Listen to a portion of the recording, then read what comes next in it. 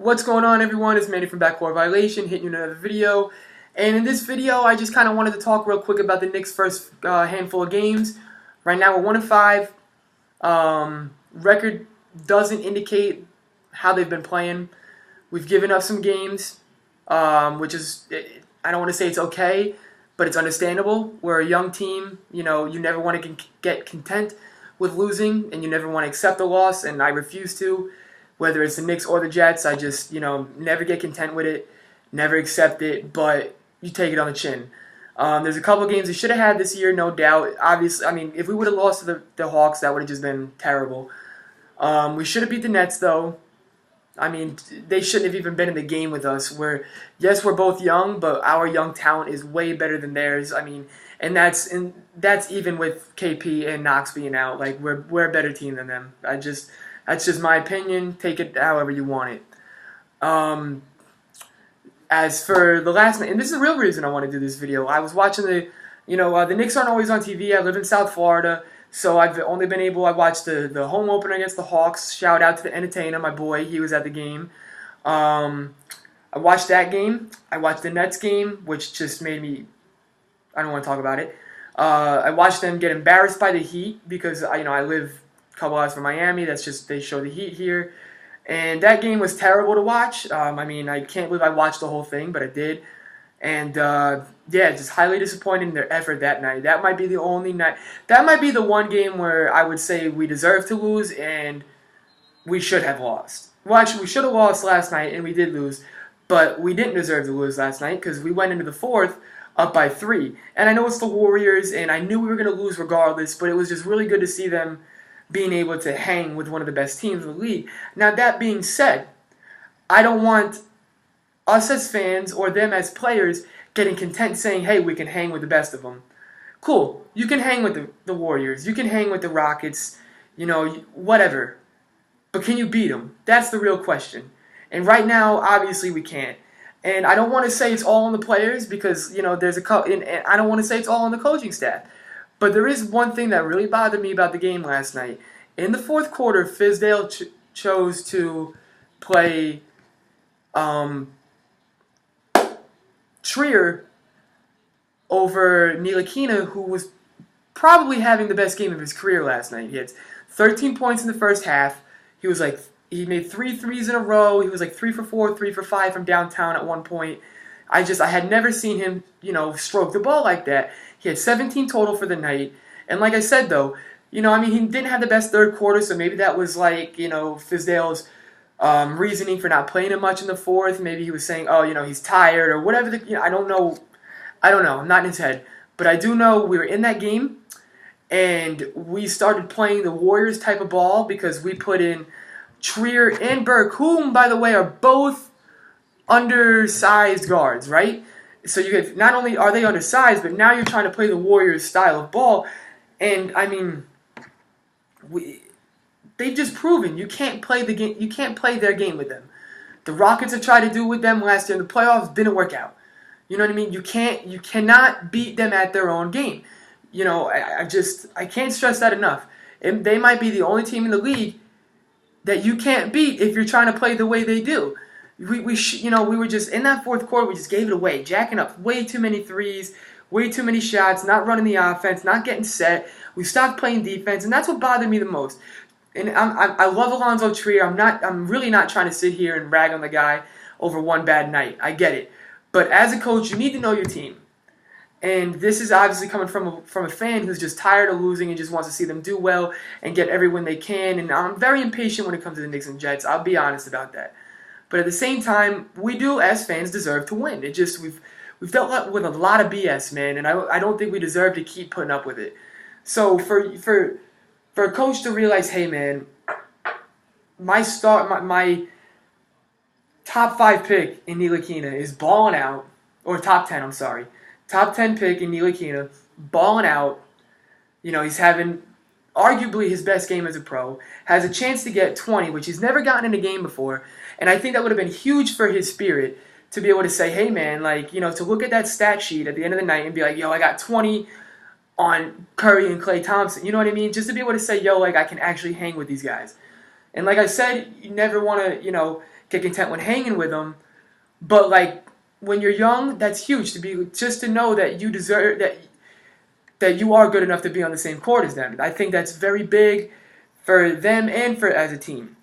So when you notice that, that your point guard of the future, shooting guard of the future, whatever you want him to be, guard of the future, is having one of his better nights as a pro, ride the hot hand, man. Like, I know we're going to ride Tim Hardaway Jr. because, we gave him all that money and right now he's our best player, I would say, with KP and Knox being hurt. But, I mean, come on, man. I love Tim Hardaway Jr. I was livid when we got rid of him. I was ecstatic when we re-signed him, even though it was for way too much money. But I was happy to have him back because I know, man, like, he is a really good player. Like, the boy can shoot. The only problem with Tim Hardaway Jr. is he's so streaky. And I don't mean to use this comparison as a straight-up comparison because they're very different players. But they're both streaky, and that's J.R. Smith. And we've lived that already. We see what can happen. Sorry. You can have nights where you're just like, Earl, JR, you love it. You know what I mean? Then you're like, oh my God, pass the ball, dude. Like, just sit him. You know what I mean? And it was just, last night was a tale of two different nights for Tim Hardaway Jr. Comes out of the game, or starts the game, I should say, 5 for 5, right? Just, whew, he's there. And then next thing you know, he's 5 for 13. Then next thing you know, he rolls his ankle trying to block a shot. You think he's hurt. He's smacking on the floor. He's rolling, you know what I mean? He's trying to stretch it out. You think he just broke his ankle. You don't know what to think. They call a timeout. The game starts back up, and he's playing. And you're like, all right, well, he's good, I guess. You're hoping that he's warm at that point. Then right on cue, Clyde Frazier, he says, what did he say? He was like, oh, he made me laugh because he says, let's see if Timmy can get hot here. Then next thing you know, right as he says it, Timmy hits a three. Then they get a defensive stop, and Timmy takes it coast to coast for a layup. Gets himself hot. We end that was like 3 minutes left in the second quarter. We end up tying it. We were down 13 at that point, going to the halftime, tied. We were tied the first 2 quarters against them, the Warriors. So we're looking good. We have a great third quarter. We're up by 3, going into the fourth, and then you know what I mean. He goes, like I said, with the Trier and Burke backcourt, and it just. I don't know what happened, man. Like I said, we stopped playing defense. He had Ntilikina out. He had Lance Thomas, and I get that. If you don't want to play Lance Thomas, it's understandable. You want these young guys to get minutes. I have no problem with that. But like I said, right now, just so these kids can know that they can win, if you have a chance to win, take it. Take it. I saw at one of the timeouts, Fizdale was just chewing into them, and I looked on the bench, and it was like.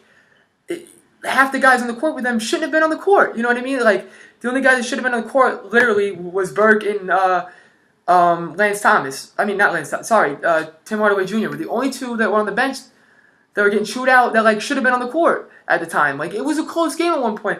Like, that was a 31-point swing they had. We're up 3 and we lose by 28. 128 to 100. And I get it. I knew we were going to lose regardless of how much we were up by because it's the Warriors. But to give up 41 to keep, you shouldn't give up 41, period.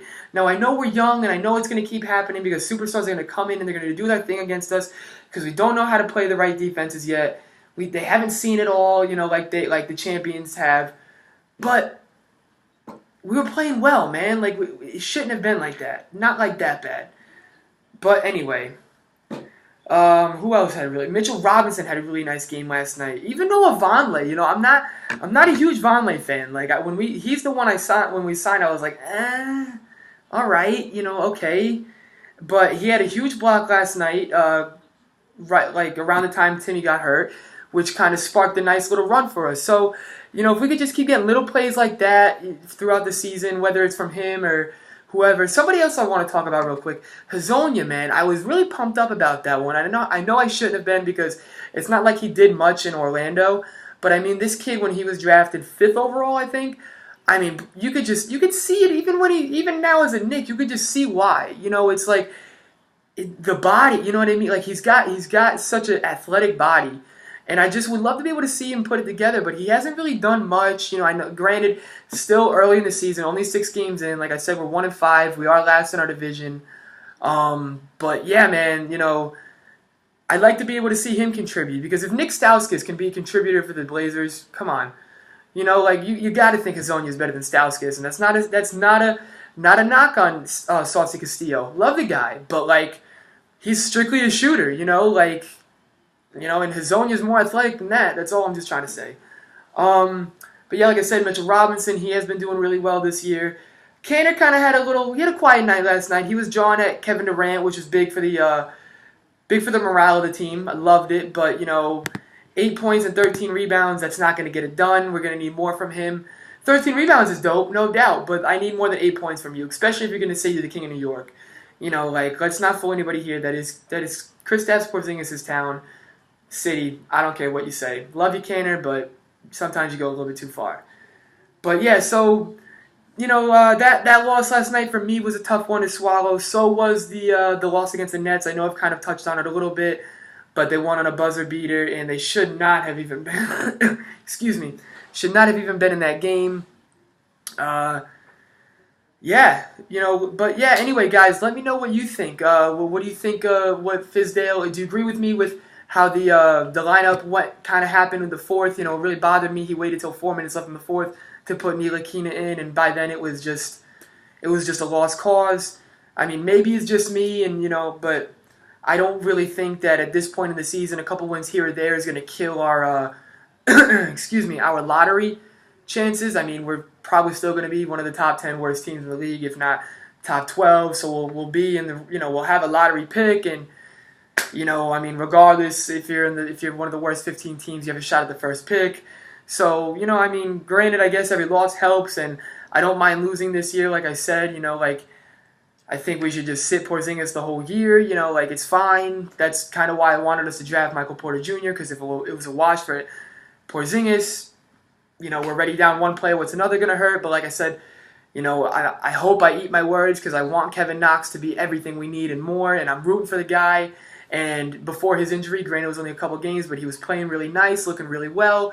So, you could just tell this kid is at the very least going to be a star, maybe not a superstar, but he's got time to turn into it. I mean, I've already noticed his body, he's gained muscle already. And to just notice that in a few months, that's awesome. That really shows me he's putting in the time, putting in the effort, and he's just working. And that's all we need from these young guys. And, so I don't know what to make of it. It's been a mixed bag. Like I said, we've been in every game other than the Heat game. And even last night's game, you look at the score and you're like, oh, the Knicks lost by 28. But that wasn't the game. It just... That was like a 3-point game. That was a really close game, and it got away from us, whether it was coaching or whether they just got gassed. But I mean, there was a stretch in that period where the Warriors were gassed. They were tired. I mean, I don't know if anybody saw, but Klay Thompson only had 12 the whole game. Only had 12 points. And that's with Ntilikina guarding him. So I had made a reference to it earlier. These guards, whether it's Russell or Curry or Dragic, they're having trouble getting past his 7-foot wingspan. To be 6'5" and have that type of wingspan is it's incredible. I mean, that wingspan in general is incredible, but like I said, to be 6'5" with it is crazy. So all he's got to do is literally just put his hands out, and I love how energetic he is on defense. I hope I eat my words on him too, because I was upset when we drafted him, but I mean, if he plays like he did last night, man, I could totally see the Tony Parker references. I think he could be a better version of Tony Parker. But we're still a long way from all that. I know I've kind of been bouncing around the walls here, guys, and I'm sorry about that. There's just so much to talk about. It's like I said, because it's such a mixed bag. It's kind of hard to keep track. But, so like I said, let me know your thoughts. I really want to know what you guys would do with the, what you guys would have done with that fourth quarter lineup. Courtney Lee was hurt last night, which that really hurt us too, because that's another defender we lost.